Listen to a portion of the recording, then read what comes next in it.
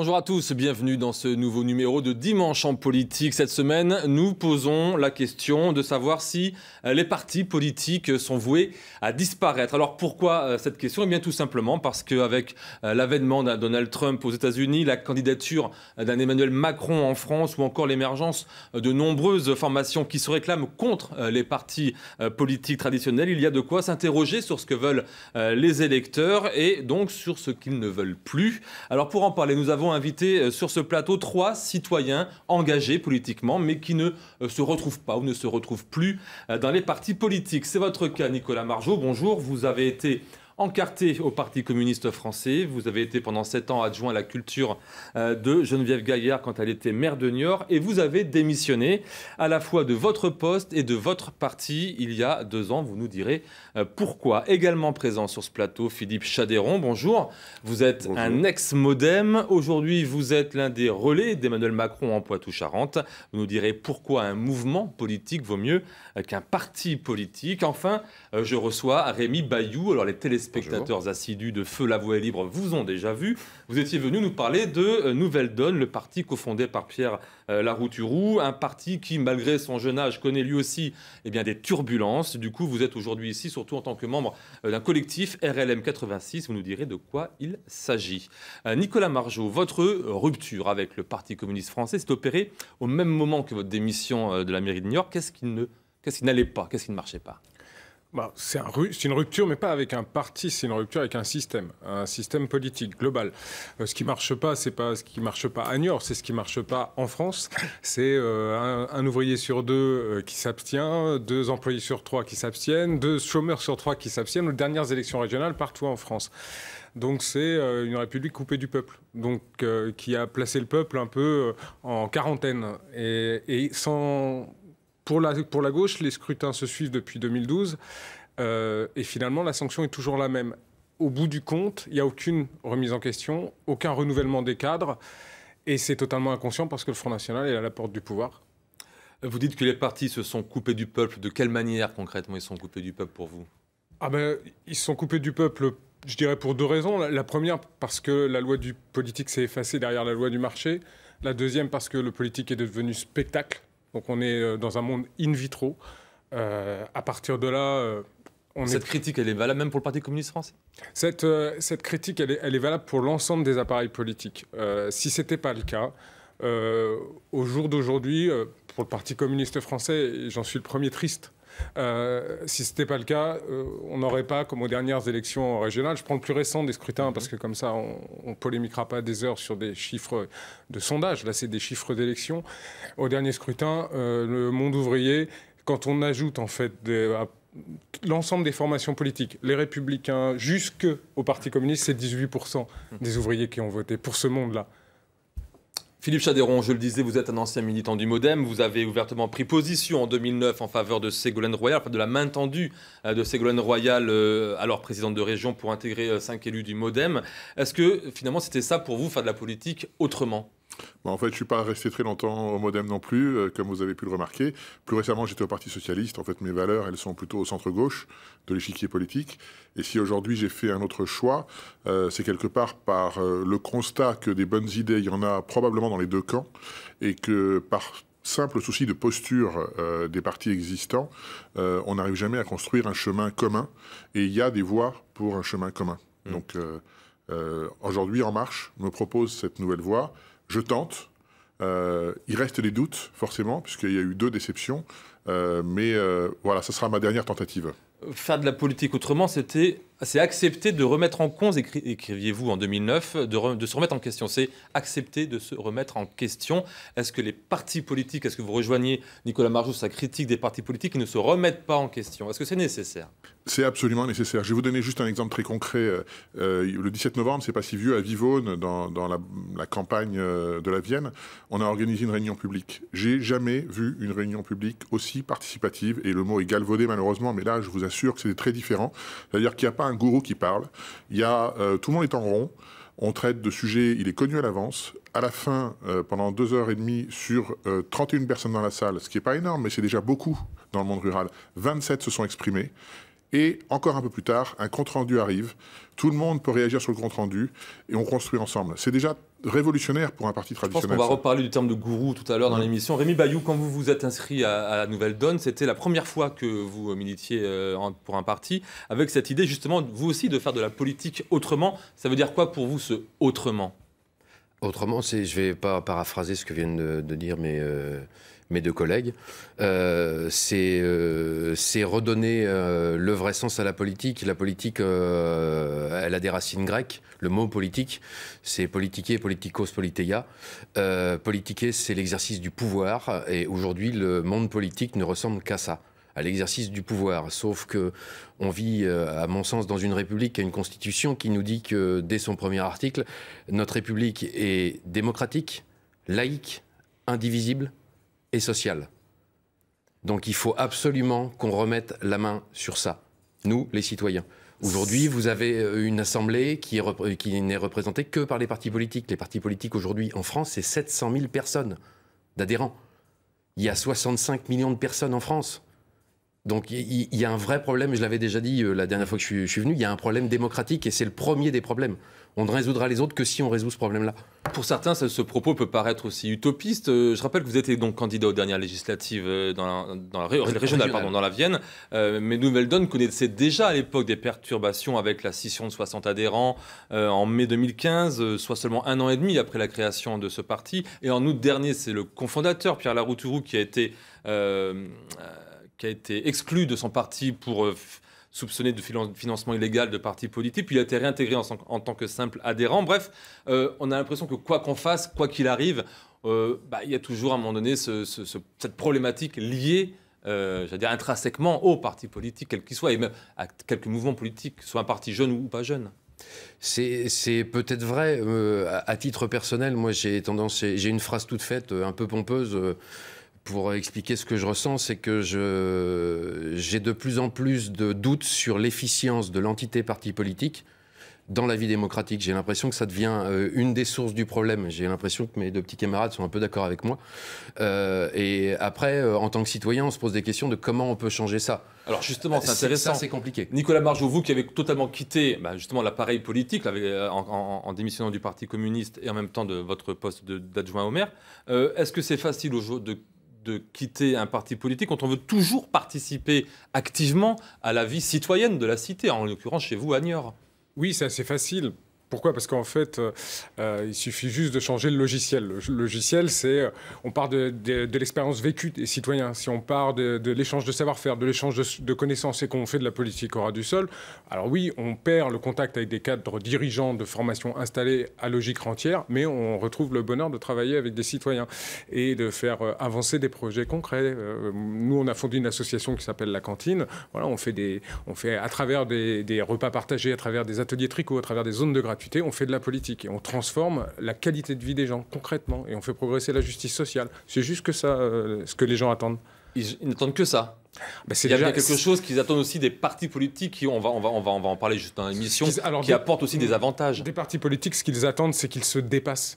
C'est-à-dire aujourd'hui, comme je le disais tout à l'heure, Front National est à nos portes, ce qu'ils attendent de la gauche. Hein. Je ne parle pas de là forcément.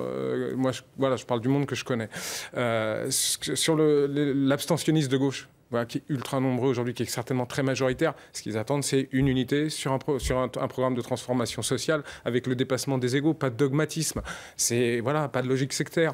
C'est pas très compliqué. Non, c'est pas très compliqué, mais là encore, on peut vous rétorquer que ça pourrait être aussi un tout petit peu utopiste. Est-ce que c'est l'idée que vous partagez, Philippe Chadéron? Est-ce que c'est un peu utopique de vous dire on va tous en commun, ensemble, on va tous décider de notre sanglier de... Je crois que tous les trois, on participe de cette réflexion de fond. J'espère une lame de fond qui va faire émerger des mouvements citoyens de plus en plus puissants.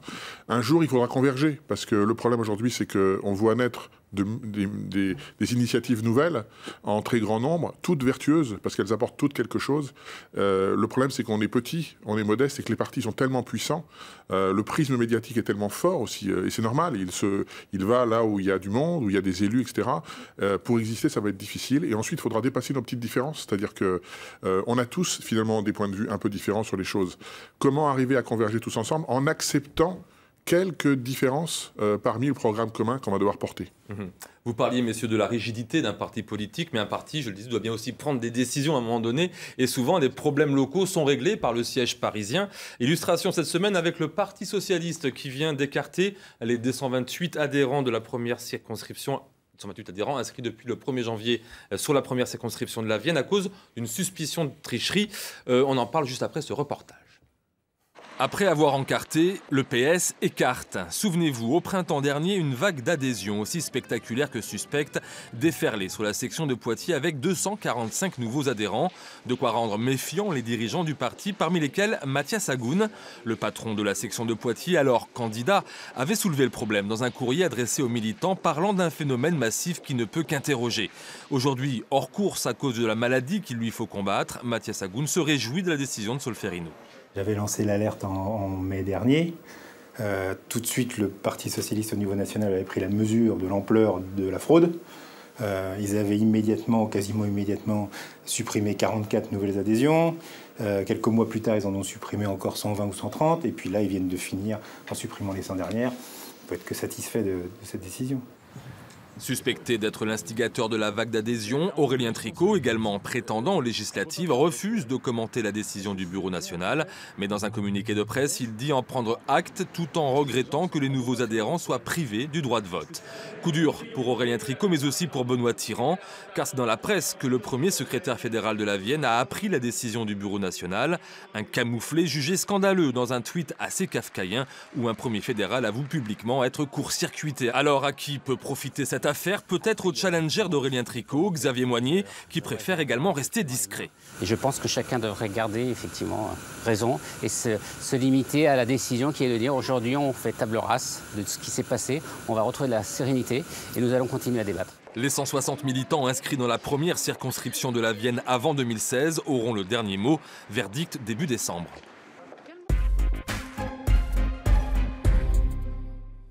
Retour sur le plateau de Dimanche en politique. Philippe Chateyron, vous avez démissionné cette semaine du Parti socialiste à cause de ça. Oui, vous posiez la question, vous, journaliste, à qui profite le crime? Le crime profite au Front National, à personne d'autre. Donc devant ce spectacle totalement affligeant, effectivement, j'ai décidé cette semaine de rendre ma carte. Pourtant, j'étais fier d'appartenir à ce mouvement, de son aile droite, en tout cas, j'ai pas honte de le dire, hein, le Front des réformateurs. Mais c'est plus possible, je ne peux pas partager de tels agissements, de tels comportements, le fait que tout ça passe par la presse, excusez-moi, vous en êtes, mais c'est pas normal, ça devrait être annoncé d'abord aux adhérents que nous sommes.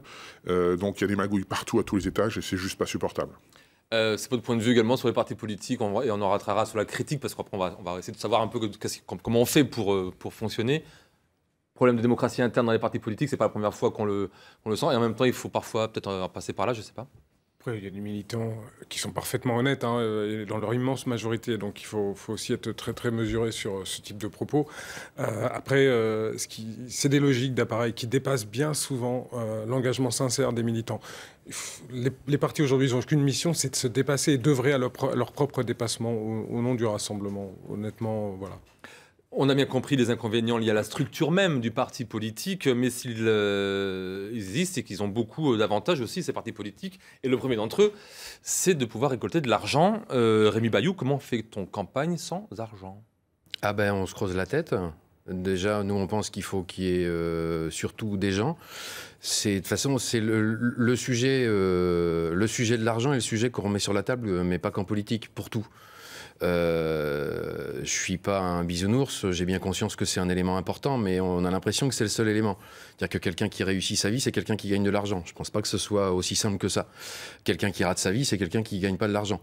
Donc c'est quand même un vrai problème de fond sur le fonctionnement même de notre société. Le seul indicateur de la réussite de notre République, c'est le PIB.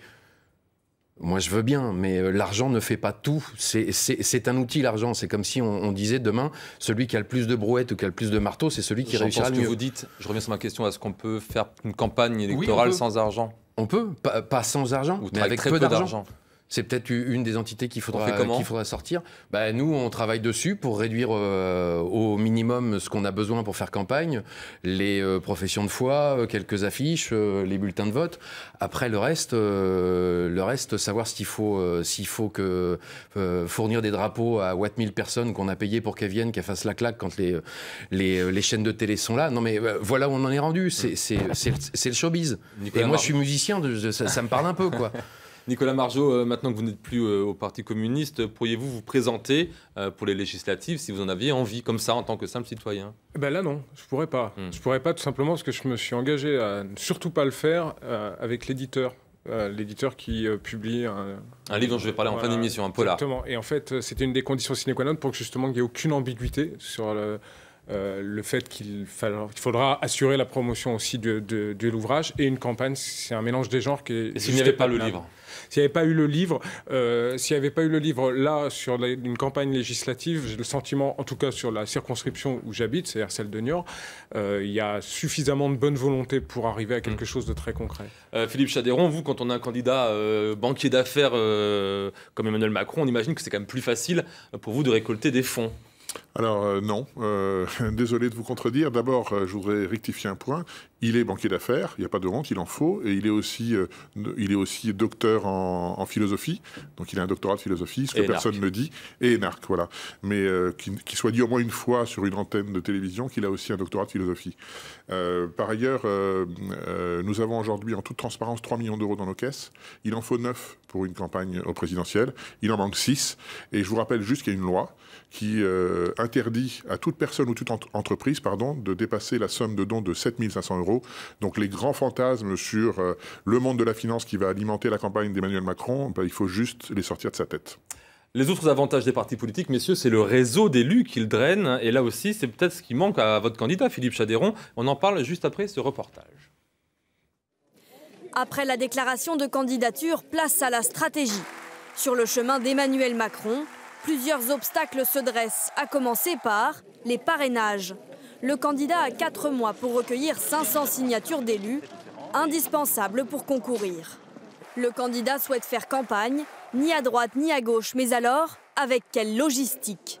Son mouvement, En Marche, revendique près de 100 000 adhérents. Mais difficile de comparer aux autres partis politiques, car l'adhésion est gratuite.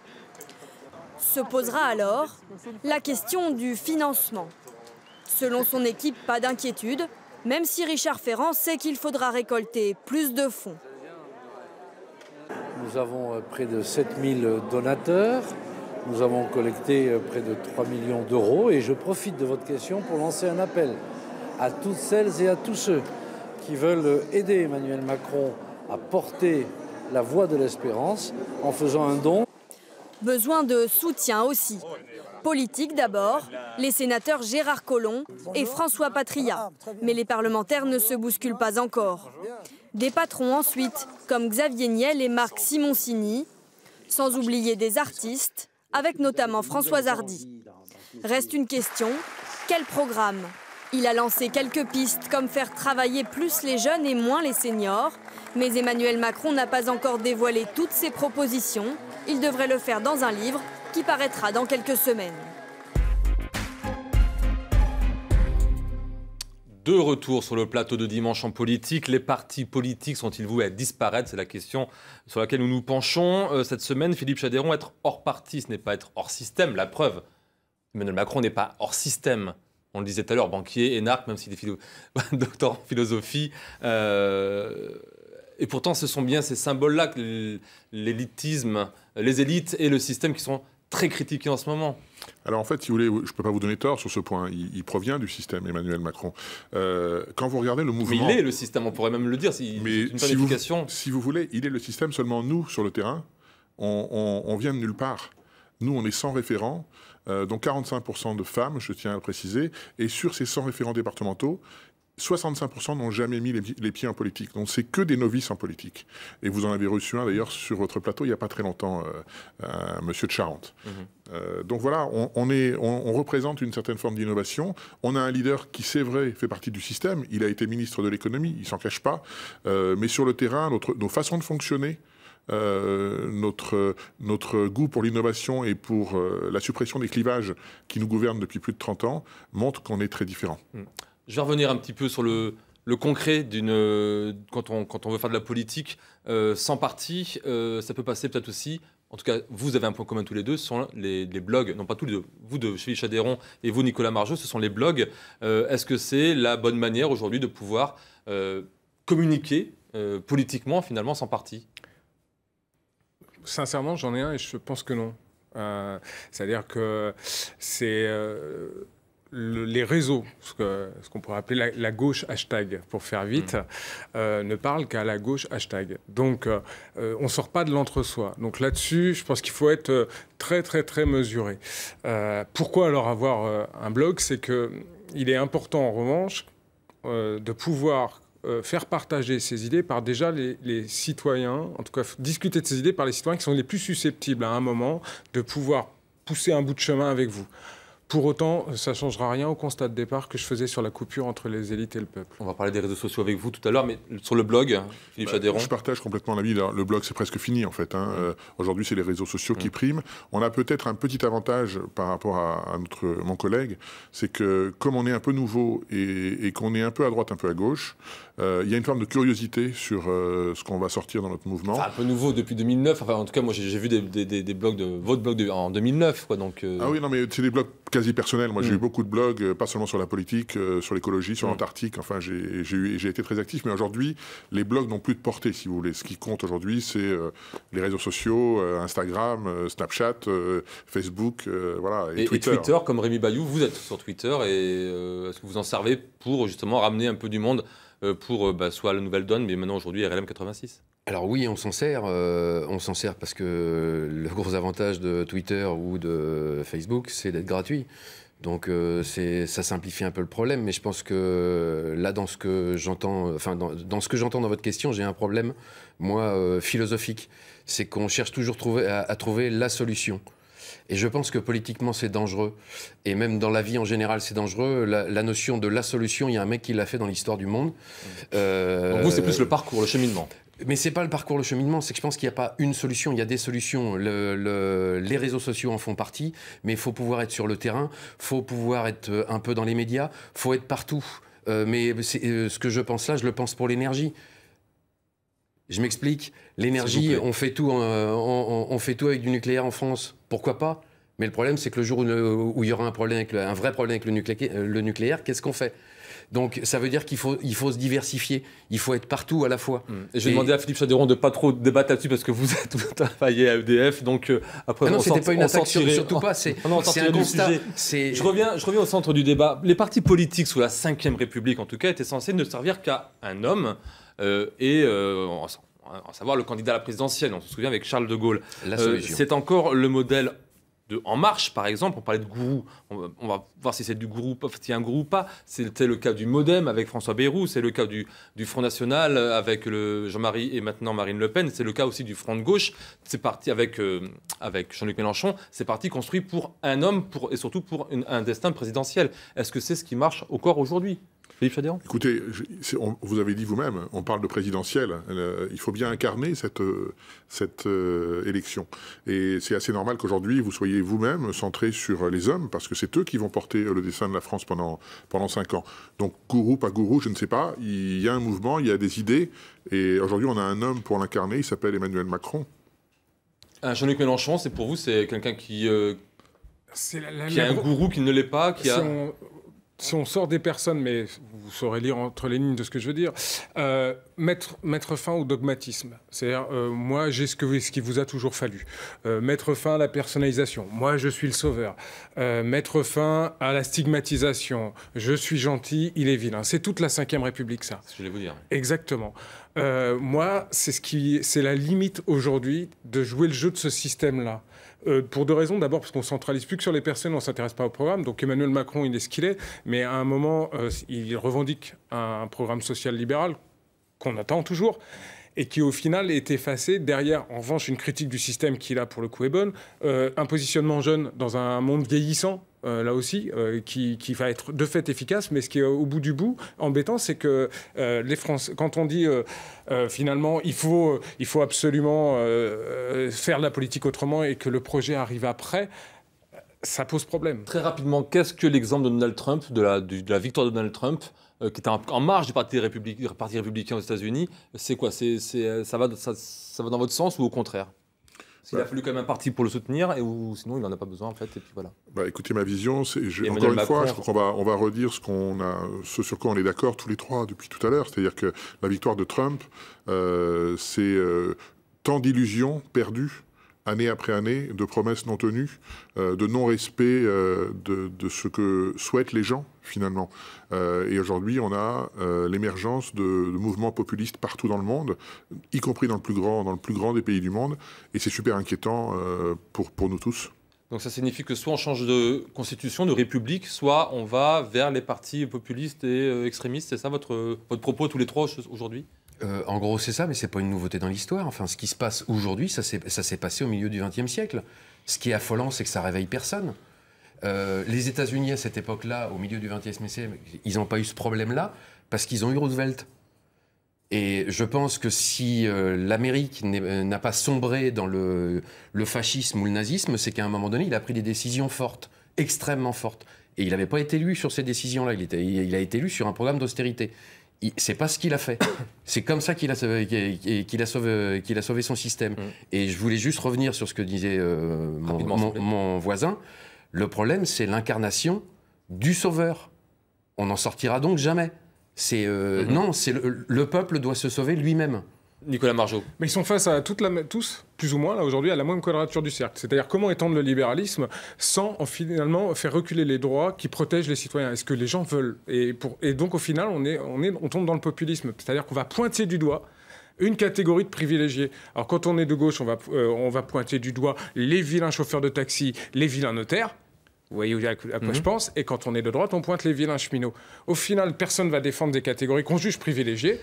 Et ensuite, on étend tranquillement mais sûrement le laisser faire, le laisser passer. Donc il y a du pain sur la planche pour toute bonne volonté, si je vous comprends bien aujourd'hui. Merci messieurs, c'est la fin de cette émission. Alors, Nicolas Margeau, chose promise, chose due. Vous venez de sortir un polar sur fond de vie politique new-yorkaise, et c'est au Geste Édition, ça s'appelle Nulle part à New York. Pour voir ou revoir ce numéro de Dimanche en politique, sachez qu'il est d'ores et déjà disponible sur notre site internet et sur notre application smartphone France 3 Régions. La semaine prochaine, c'est Laïd Beritan qui présentera cette émission. Son invité sera la maire Les Républicains de Foura et conseillère départementale Sylvie Marcilly. Pour l'heure, place au journal de la mi-journée. Excellente journée à toutes et à tous.